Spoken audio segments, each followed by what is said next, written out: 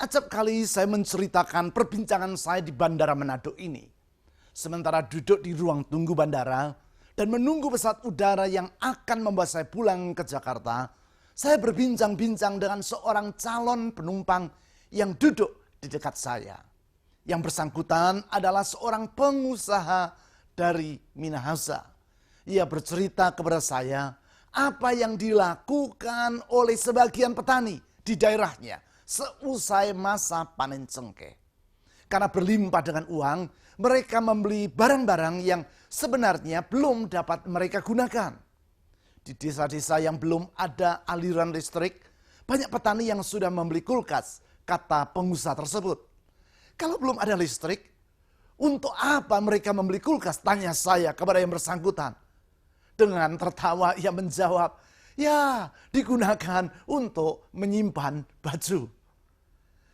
Kalau saja kulkas tadi dapat berpikir dan berperasaan, tentu ia tidak akan rela bahwa dirinya hanya sekedar digunakan untuk menyimpan baju. Sebab kemampuan yang ada pada dirinya untuk mendinginkan dan mengawetkan makanan telah tersia-siakan. Dengan digunakan sebagai penyimpan baju, berarti ia tidak difungsikan sebagaimana seharusnya, yaitu sesuai dengan maksud sebuah kulkas dibuat. Jelas, sebuah kulkas tidak dibuat dengan maksud agar digunakan sekedar untuk menyimpan baju. Singkat kata, dengan demikian berarti dirinya tidak hidup secara maksimal. Namun dalam realita, banyak orang yang hidup seperti kulkas yang sekedar digunakan untuk menyimpan baju. Alias yang bersangkutan tidak hidup sesuai dengan rancangan Allah bagi diri manusia. Memang dosa telah mengakibatkan manusia hidup secara meleset dari maksud Tuhan dalam menciptakan manusia. Sebagai akibat, hidup mereka berada di dalam kerajaan kegelapan dan hidup di dalam kesia-siaan. Karena demikian besar kasih Allah kepada manusia, maka ia bertindak untuk menyelamatkan manusia dan mengembalikan mereka agar hidup di dalam kerajaan Allah. Untuk itu Tuhan Yesus di dalam anugerahnya telah rela menanggung hukuman yang seharusnya menimpa manusia yang berdosa pada dirinya melalui pengorbanannya di salib. Selain itu Allah Bapa mengutus Roh Kudus untuk membawa manusia kepada iman terhadap Tuhan Yesus dan pertobatan. Oleh karya Allah Bapa, Tuhan Yesus Kristus dan Allah Roh Kudus ini, maka manusia diselamatkan dari dosa dan hukuman dosa. Mereka dimerdekakan dari kuasa dosa, hidup di dalam kerajaan Allah untuk hidup sesuai dengan rancangan Allah bagi manusia. Tidak hanya berhenti sampai di sana. Roh Kudus tinggal dan memenuhi kehidupan para pengikut Kristus ini. Dan menolong mereka agar mampu hidup selaras dengan rancangan Allah. Untuk itu antara lain Roh Kudus memberikan karunia-karunia kepada mereka. Di dalam Alkitab kita dapat melihat berbagai alasan mengapa karunia-karunia Roh Kudus itu diberikan kepada para pengikut Kristus. Yaitu orang yang percaya bahwa Yesus adalah Tuhan. Allah memberikan karunia-karunia tersebut antara lain adalah untuk pertama, menyatakan kuasanya. Melalui karunia-karunia Roh Kudus yang mengerjakan hal-hal yang bersifat adikodrati. Allah menunjukkan kuasanya yang melampaui kodrat manusia. Adikodrati artinya melampaui kemampuan atau kodrat manusia. Kodrat manusia adalah makhluk yang kemampuannya terbatas. Tetapi Allah adalah pribadi yang kuasanya tidak terbatas. Itu sebabnya ia mampu melakukan hal-hal yang tidak mampu dilakukan oleh manusia atau adikodrati. Kuasa Allah yang adikodrati tersebut antara lain ia ungkapkan melalui karunia-karunia yang diberikannya kepada orang percaya. Yang kedua, yaitu untuk melengkapi setiap orang percaya dengan kuasa ilahi. Sehingga dengan demikian mereka dapat menjadi saksi dari kasih dan kuasa Kristus yang efektif. Yang ketiga, yaitu untuk membangun jemaat. Dengan karunia-karunia ini, Tuhan menolong umatnya untuk hidup berkemenangan dan juga membangun jemaat untuk bertumbuh di dalam kasih, iman, serta kebenaran. Dengan kata lain, melalui karunia-karunia Roh Kudus, jemaat akan bertumbuh secara adikodrati. Di dalam Alkitab didaftarkan berbagai karunia yang Allah berikan kepada manusia. Antara lain dicatat di dalam 1 Korintus pasal yang ke-12, ayat yang ke-8 sampai ke-10. Roma pasal yang ke-12, ayat yang ke-6 sampai ke-8. Dan Efesus pasal yang ke-4, ayat yang ke-11. Di dalam 1 Korintus pasal yang ke-12, ayat yang ke-8 sampai ayat yang ke-10, ditulis 9 karunia yang diberikan melalui Roh Kudus.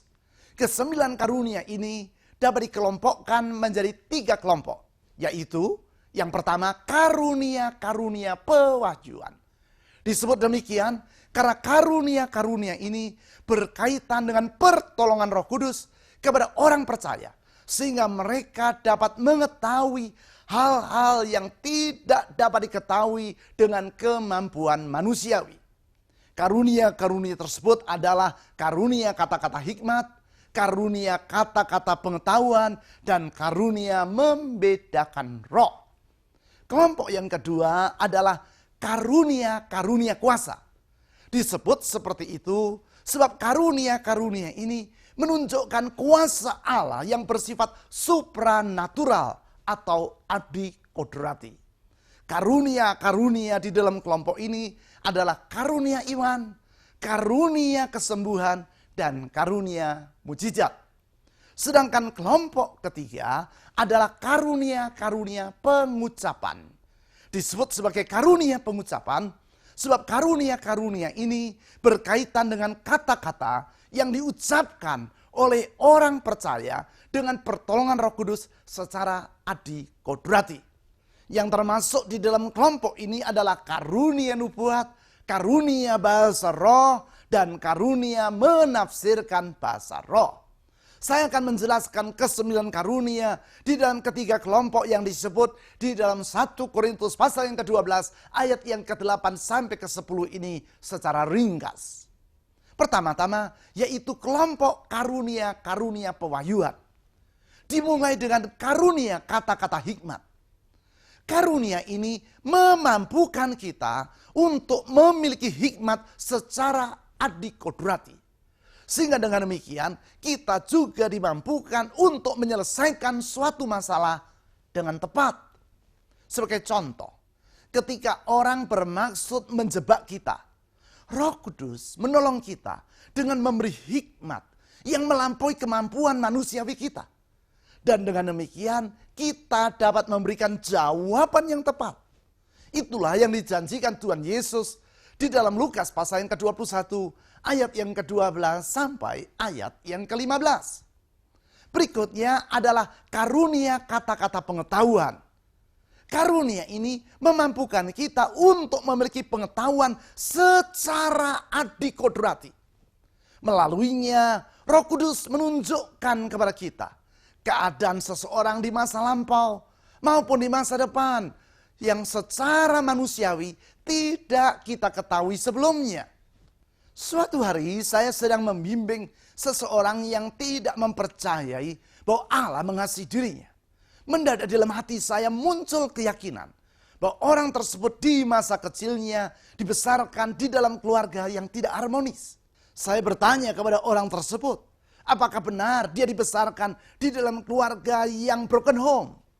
Dengan terkejut, karena sebelumnya saya tidak pernah mengenal yang bersangkutan, ia membenarkan pertanyaan saya.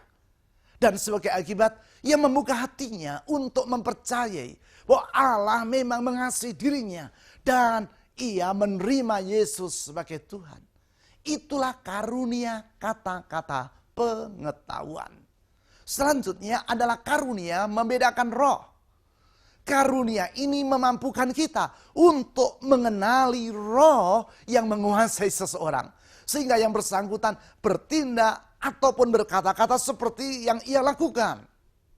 Suatu hari, selesai suatu ibadah kebangunan rohani yang dilayani oleh almarhum Pak Yeremiarim, pendiri dari gereja GKPB, seorang yang berpakaian rapi dan mengenakan jas bertanya kepada saya, "Pak Yeremia menginap di mana?"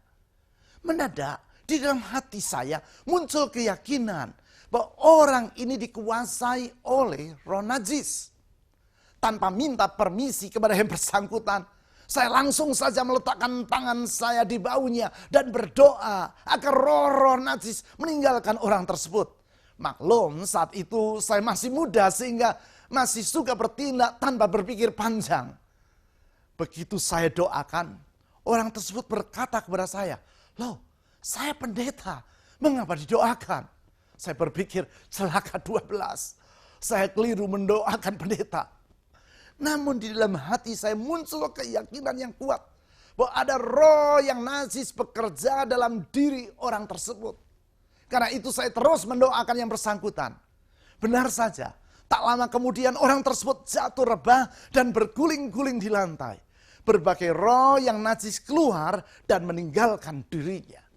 Dari mana saya mengetahui bahwa ada roh yang najis ada di dalam dirinya? Bukan secara manusiawi, namun oleh karunia membedakan roh yang diberikan oleh Roh Kudus di saat itu. Kelompok selanjutnya adalah karunia-karunia kuasa.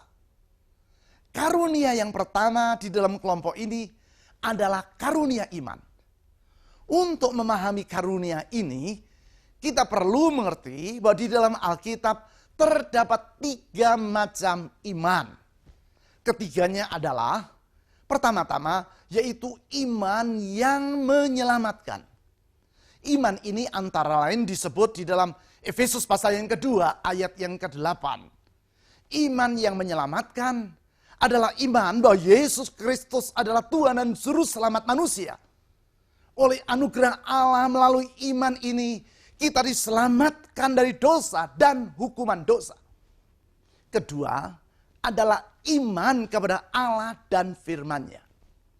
Iman yang membuat kita hidup berkemenangan ini bertumbuh oleh karena merenungkan firman Tuhan, berdoa, bersekutu dengan saudara-saudari seiman, dan bersaksi.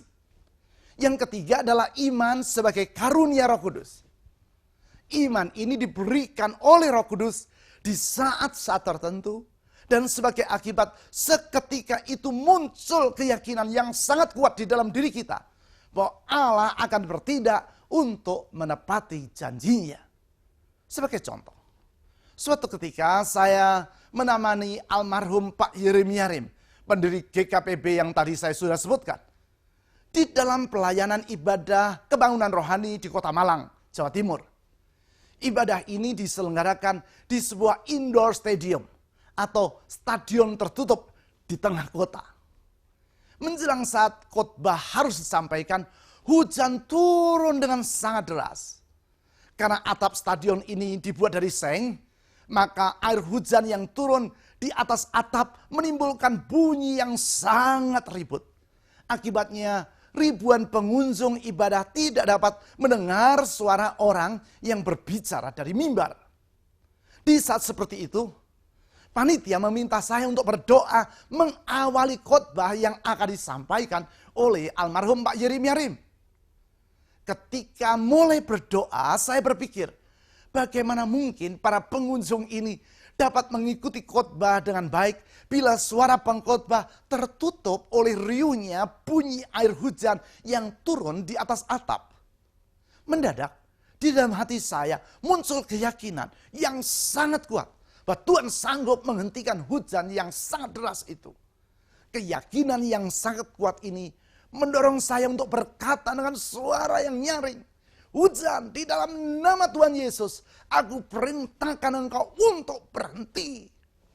Mendadak, seketika itu juga hujan yang sangat deras itu menjadi reda sehingga orang dapat mendengar khotbah dengan baik. Nah, Bukan berarti bahwa sebelumnya saya tidak percaya bahwa Tuhan mampu menghentikan hujan. Juga bukan berarti bahwa sejak saat itu saya menjadi seorang pawang hujan yang dapat menghentikan hujan di setiap waktu. Yang saya maksudkan adalah bahwa keyakinan yang sangat kuat dan yang muncul secara mendadak tadi merupakan suatu karunia Roh Kudus. Itulah yang disebut di dalam 1 Korintus pasal yang ke-12 ayat yang ke-9 sebagai karunia iman. Dengan kata lain, karunia iman ini akan memampukan kita untuk mempercayai janji Tuhan secara antikodrati.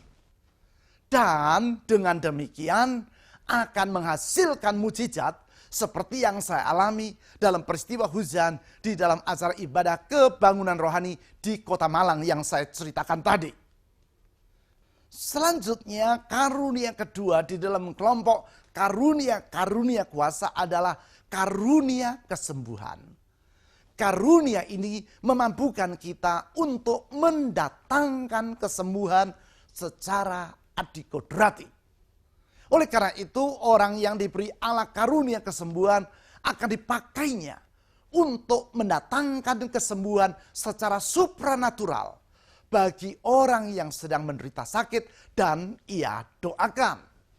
Yang ketiga adalah karunia mujizat. Apabila karunia kesembuhan berkaitan dengan kesembuhan dari sakit, maka karunia mujizat bersifat lebih dari itu. Seorang yang lumpuh dari sejak lahir, kelumpuhannya bukanlah suatu sakit. Oleh karena itu apabila ia mampu berjalan kembali secara adikodrati, maka itu bukanlah kesembuhan, namun mujizat. Atau berhentinya hujan di dalam acara ibadah kebangunan rohani yang saya ceritakan tadi. Itu juga merupakan suatu mujizat. Dengan kata lain, karunia mujizat adalah karunia yang memampukan kita untuk mendatangkan mujizat. Selain itu patut dicatat bahwa melalui karunia kesembuhan maupun mujizat, Allah meneguhkan pemberitaan Injil. Sebab orang yang mengalami atau menyaksikannya akan menjadi terbuka hatinya terhadap berita Injil yang diwartakan. Karena yang bersangkutan menyadari bahwa Tuhan yang diberitakan dalam Injil tersebut adalah pribadi yang sungguh-sungguh nyata dan patut dipercayai. Kelompok ketiga di dalam karunia Roh Kudus yang ditulis di dalam 1 Korintus pasal yang ke-12 ayat yang ke-8 sampai ke-10 adalah karunia pengucapan.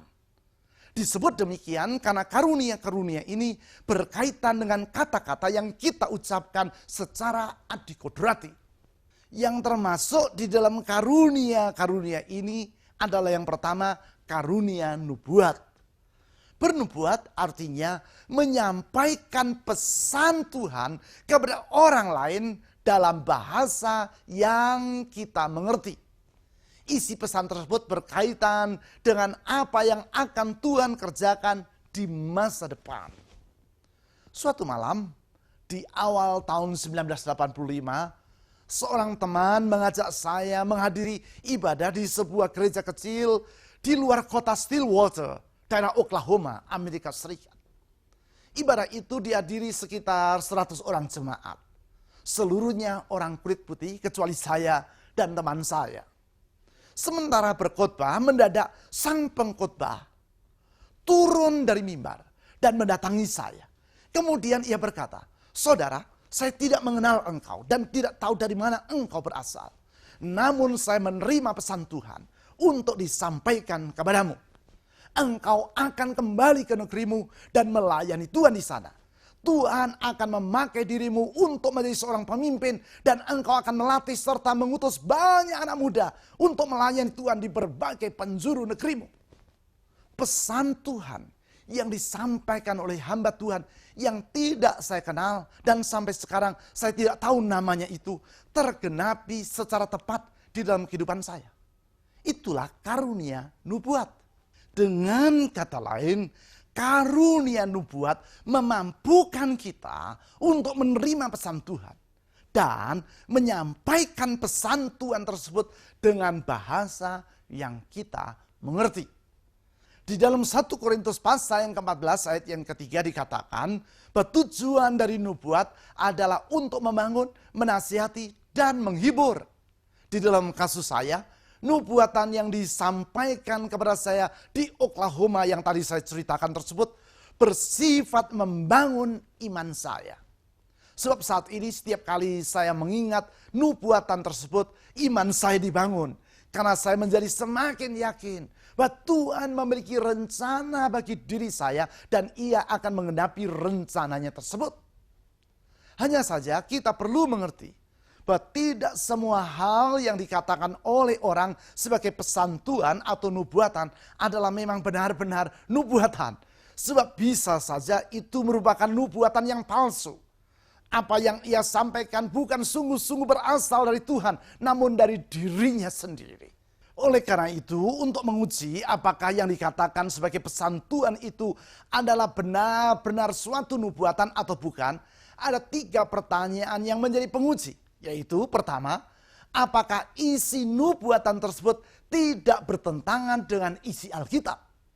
Nubuatan yang benar tidak akan bertentangan dengan firman Tuhan di dalam Alkitab. Yang kedua, apakah nubuatan itu bertujuan untuk memuliakan Allah? Apabila tujuan nubuatan itu adalah untuk memuliakan si penyampai nubuatan, maka itu merupakan nubuatan yang palsu. Yang ketiga, apakah nubuatan itu tergenapi? Apabila suatu nubuatan disampaikan dan ternyata hal itu tidak tergenapi, maka itu adalah nubuatan yang palsu. Sebagai contoh, seseorang yang menubuatkan bahwa istrinya akan meninggal dunia pada tanggal tertentu dan ternyata pada hari yang ia sebutkan itu istrinya tidak wafat, malahan sekian tahun kemudian masih tetap segar bugar.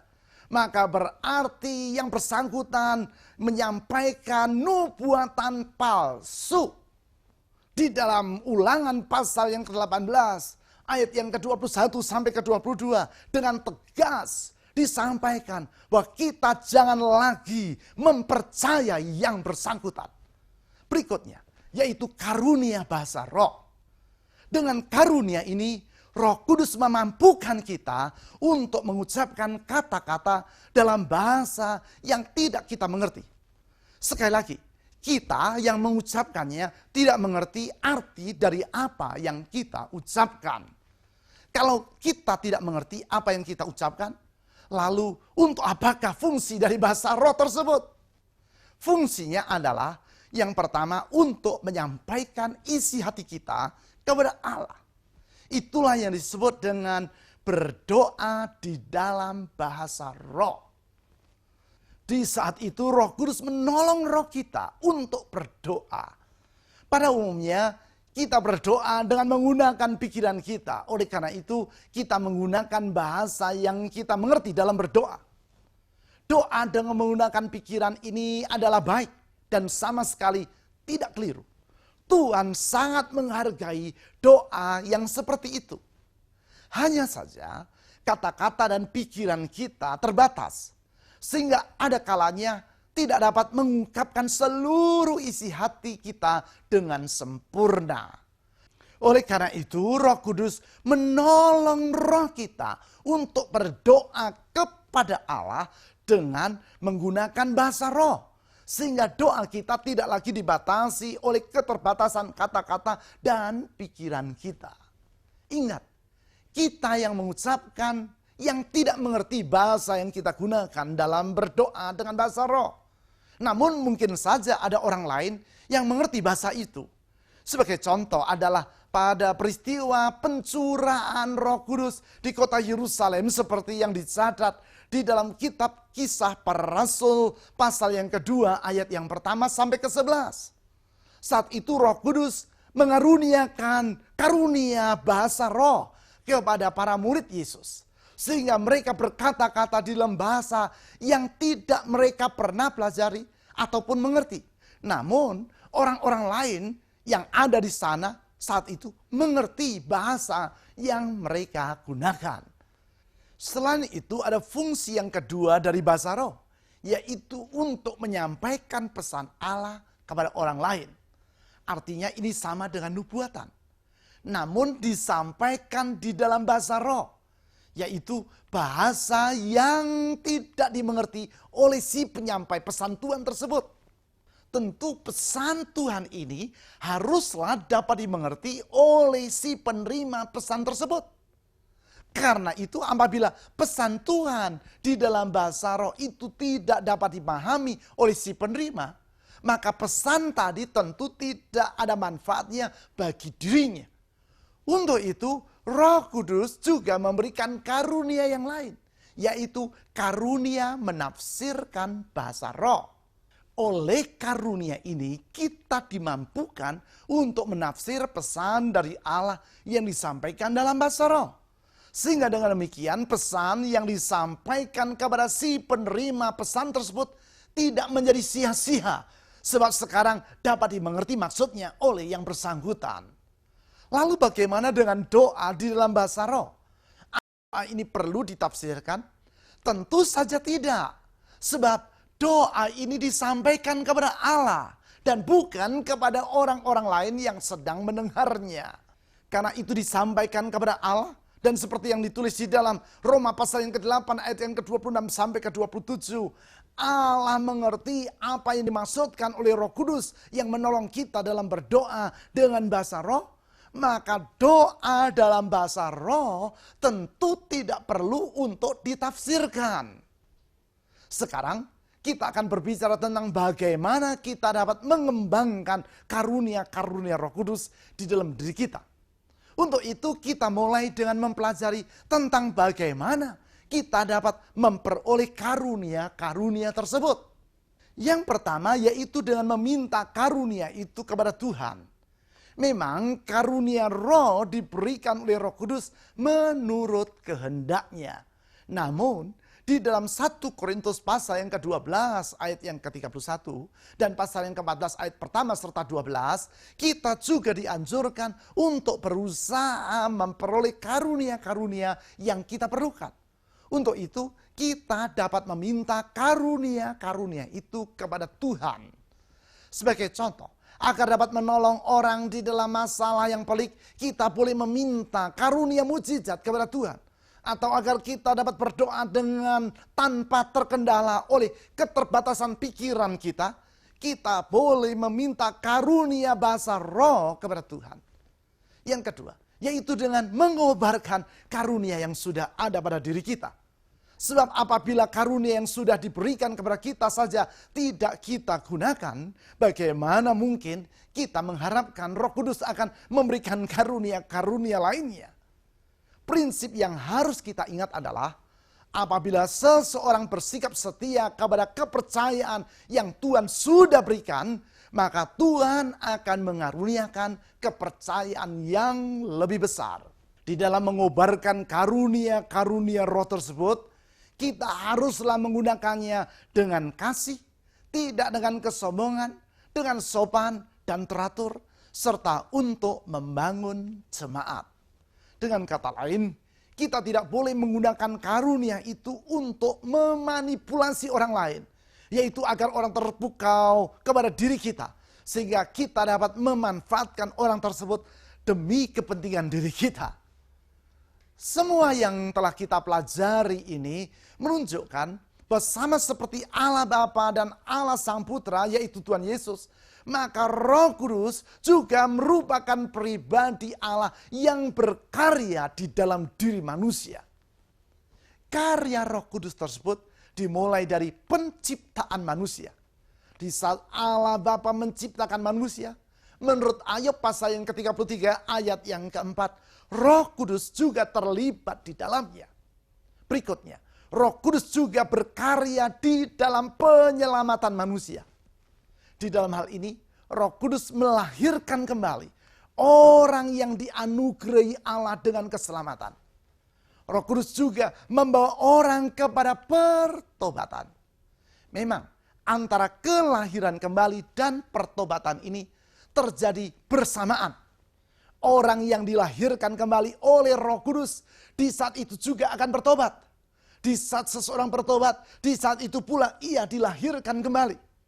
Selanjutnya, Roh Kudus yang melahirkan kita kembali itu akan berdiam di dalam diri orang yang telah menjadi percaya tadi.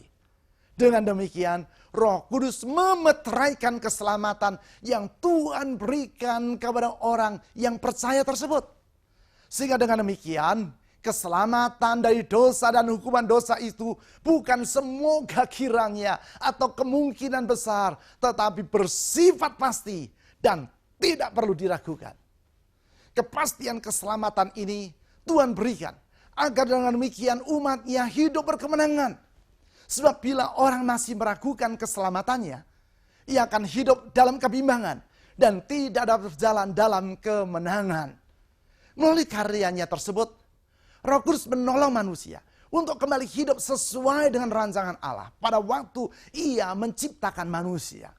Di dalam hal ini, Roh Kudus bekerja untuk menyelamatkan manusia. Dan selanjutnya ia terus berkarya di dalam kehidupan sehari-hari dari pengikut Kristus. Untuk itu, yang ia lakukan adalah memenuhi orang percaya dengan dirinya. Selain itu, Roh Kudus juga membimbing diri kita. Ia bersedia menuntun kita di jalan yang benar. Sehingga keputusan-keputusan yang kita ambil sesuai dengan kehendak Allah. Selanjutnya, seperti yang sudah kita pelajari tadi, Roh Kudus menolong kita dalam berdoa, serta memberi kuasa. Oleh karena itu, seperti yang telah saya uraikan di dalam pelajaran yang lalu, dipenuhi dengan Roh Kudus ini bersifat suatu keharusan dan mesti bersifat terus-menerus. Hanya apabila Roh Kudus memenuhi diri kita, maka kita akan berjalan dalam kehidupan yang berkemenangan dan kita akan menjadi saksi Kristus yang efektif. Sekarang waktunya bagi Anda untuk mendiskusikan apa yang telah Anda pelajari dalam buku panduan pemuridan pola hidup dalam kerajaan Allah di dalam kelompok Anda. Saya berharap pelajaran hari ini bukan sekedar menambah pengetahuan Anda, namun Anda benar-benar mengobarkan karunia-karunia Roh Kudus di dalam kehidupan Anda.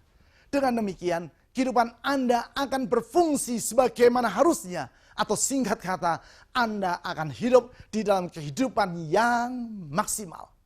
Selamat berdiskusi.